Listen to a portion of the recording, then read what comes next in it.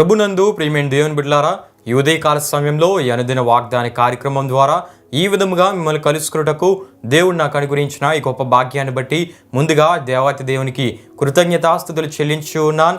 అదేవిధంగా ఈ అనుదిన వాగ్దాన కార్యక్రమాన్ని వీక్షించున్న ఆత్మీయులకు మీ అందరికీ ప్రభువైన యేసుక్రీస్తు నామంలో శుభాభివందనాలు తెలియజేస్తూ ఉన్నాను. ప్రియమైన దేవుని బిడ్డలారా, మీ అందరి కొరకు మేము ప్రార్థిస్తూ ఉన్నాం.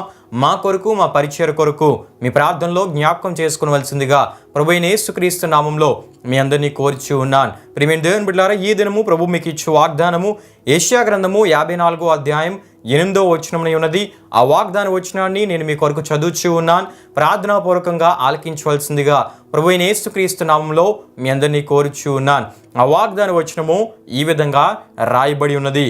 మహోద్రేకము కలిగి నిమిషం మాత్రము నీకు విముఖుడనైతిని, నిత్యమైన కృపతో నీకు వాత్సల్యము చూపుదునని నీ విమోచకుడగు యెహోవా సెలవిచ్చున్నాడు. హల్లెలూయా, హల్లెలూయా. ప్రియమైన దేవుని బిడ్డలారా, ఈ వాగ్దానమును ఆనాడు దేవుడు ఇశ్రాయేలు ప్రజలకు యెషయా ప్రవక్త ద్వారా ఇచ్చిన వాగ్దానపు మాటగా ఈ వాగ్దాన వచనాన్ని మనం చూస్తూ ఉంటాం. సందర్భాన్ని మనం జ్ఞాపకం చేసుకున్నట్లయితే దేవుని మీద ఇశ్రాయేలు తిరుగుబాటు చేయడాన్ని బట్టి, అంటే తిరుగుబాటు చేయడం అంటే దేవునికి విరోధమైన, వ్యతిరేకమైన, హేయమైన, దేవునికి అయిష్టమైన క్రియలు, కార్యములను చేయటను బట్టి దేవుడే వారిని చెరలోనికి పంపించినట్లు, చెరకు వారిని అప్పగించినట్లు అక్కడ సందర్భంలో మనం చూస్తూ ఉంటాం. అయితే మరలా దేవుడు తన ప్రేమను బట్టి, కృపను బట్టి, తన ప్రేమతో మరలా దేవుడు మాట్లాడుతూ ఏమంటున్నారంటే, నిత్యమైన కృపతో నీకు వాత్సల్యము చూపుదునని దేవుడు యెషయా ప్రవక్త ద్వారా మాట్లాడుతూ ఇశ్రాయేలు ప్రజలకు ఇచ్చిన వాగ్దాన మాటగా ఈ వాగ్దానం వచనాన్ని మనం చూస్తూ ఉంటాం. హల్లెలూయా, హల్లెలూయా. అంటే ప్రియమైన దేవుని బిడ్డలారా, ఆయన వాగ్దానం చేసిన రీతిగానే తన ప్రజలను క్షేమంగా చెర నుండి దేవుడు విడిపించి మళ్ళా వారి స్వదేశానికి వారిని రప్పించి వారి స్వదేశంలో దేవుడు వారిని నాటి కట్టి వారిని ఆశీర్వదించినట్లు దేవుని వాక్యంలో మనం చూస్తూ ఉంటాం. హల్లెలూయా, హల్లెలూయా.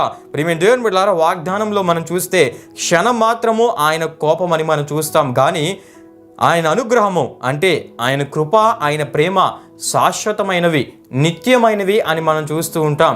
గనుకనే దేవుని వాక్యంలో మనం చూస్తున్నప్పుడు ఇర్మియా గ్రంథం 31వ అధ్యాయం 3వ వచనంలో శాశ్వతమైన ప్రేమతో నేను నిన్ను ప్రేమించున్నాను అని మనం చూడగలం.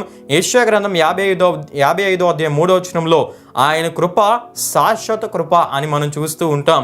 అటువంటి శాశ్వతమైన అనుగ్రహంతో వాత్సల్యం చూపుతానని దేవుడు వాగ్దానం ఇచ్చాడు. ప్రియమైన దేవుని బిడ్డలారా, అయితే ఈ వాగ్దానంలో వాత్సల్యము లేక వాత్సల్యత అనే పదాన్ని మనం చూస్తే దీనికి అర్థం ఏంటంటే ఆప్యాయత, ప్రేమ, కరుణ, దయ అనే అర్థములై ఉన్నాయి. ప్రియమైన దేవుని బిడ్డలారా, ఇశ్రాయేలు ప్రజల పట్ల దేవుడు కనపరిచే ప్రేమను ఈ వాగ్దానం మనకు తెలియజేస్తూ ఉంది. ప్రియమైన దేవుని బిడ్డలారా, దేవుడు ఎన్నుకున్న, ఏర్పరచుకున్న తన ప్రజల పట్ల ఆయన తన ప్రేమను వ్యక్తపరిచే గొప్ప ప్రేమ కలిగిన దేవుడై ఉన్నాడు. ప్రియమైన దేవుని బిడ్డలారా, ఇశ్రాయేలు ప్రజల విషయమై మనం చూస్తున్నప్పుడు చెరలోనికి ఆయనే వారిని అప్పగించినప్పటికీ, ఆయన పంపివేసినప్పటికీ, వారి అతిక్రమ క్రియలను బట్టి, వారి హేయమైన క్రియలను బట్టి, వారి పాపములను బట్టి మరలా ఆయనే తన ప్రేమ చేత, తన కృప చేత, తన జాలి చేత వారిని సురక్షితంగా ఆ చెర నుండి బయటికి విడిపించి రప్పించి వారి స్వదేశంలో వారిని తీసుకొని వచ్చి, వారి స్వదేశానికి వారిని తీసుకుని వచ్చి వారి స్వదేశంలో వారిని ఆశీర్వదించి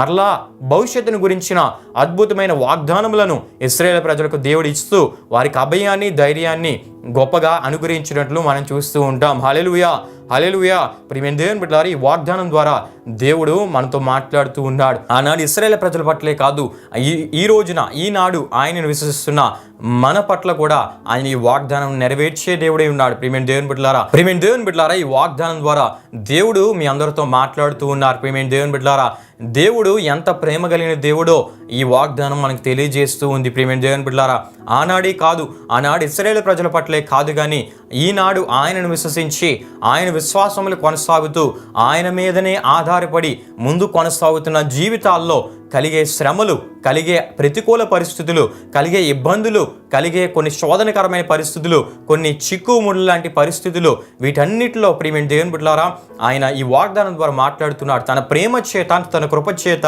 ఆయన విడిపించి తన సాక్షులుగా మిమ్మల్ని ఆయన నిలబెడతానని ఈ వాగ్దానం ద్వారా ఆయన తెలియపరుస్తూ ఉన్నారు. హల్లెలూయా, హల్లెలూయా. ప్రియమైన దేవుని బిడ్డలారా, దేవుని వాక్యంలో మనం చూస్తున్నప్పుడు ఇశ్రాయేలు ప్రజలు నిర్గమాకాండం 1వ అధ్యాయం 2వ అధ్యాయం 3వ వచనంలో మనం చూస్తున్నప్పుడు ఇశ్రాయేలు ప్రజల విషయం మనం చూస్తున్నప్పుడు యోసేపుని ఎరుగని క్రొత్త ఫరో, క్రొత్త చక్రవర్తి ఐగుప్తును పరిపాలన చేయడం ప్రారంభించినట్లు మనం చూస్తాం. అతడు రాజ్యాధికారం పొందినప్పుడు ఇశ్రాయేలీయులను కఠిన దాస్యంలో ఉంచి జిగట మంటి పని, ఇటుక పని, అన్ని రకాల పొలమ పనులు బలవంతంగా వారి చేత చేయిస్తూ వారి జీవితాలను దుర్భరం చేసినట్లు, వారి ప్రాణములను విసిగించినట్లు అక్కడ మనం చూస్తూ ఉంటాం. ప్రియమైన దేవుని బిడ్డలారా, అప్పుడు ఇశ్రాయేలు ప్రజలు దేవునికి మొరపెట్టగా దేవుడు వారి మొరను ఆలకించి వారి మూలుగులు విని అబ్రహాము, ఇస్సాకు, యాకోబులతో ఆయన చేసిన నిబంధనను జ్ఞాపకం చేసుకొని దేవుడు తాను ఏర్పరచుకున్న మోషే ద్వారా ఐగుప్తు నుండి వారిని విడిపించుట్లో తన ప్రేమ చేత, తన కృప చేత గొప్ప మహా అద్భుత కార్యాలు ఐగుప్తులో దేవుడు చేసి తన ప్రజలను ఆయన బయటికి రప్పించినట్లు, తన ప్రజలకు విముక్తిని కలుగు చేసినట్లు, తన ప్రజలకు ఎదురైన ప్రతి ప్రతికూల పరిస్థితి నుండి దేవుడు విడుదల కలుగు చేసినట్లు దేవుని వాక్యంలో మనం చూస్తాం. హల్లెలూయా, హల్లెలూయా. ప్రియమైన దేవుని బిడ్డలారా, అంత ప్రేమ కలిగిన దేవుడు ఆయనే ఉన్నాడు. ప్రియమైన దేవుని బిడ్డలారా, తన ప్రేమ చేత మన కష్టం నుండి మనకు విడుదల కలుగు చేసే దేవుడు, తన ప్రేమ చేత కలిగే సమస్య నుండి విడుదల కలుగు చేసే దేవుడు,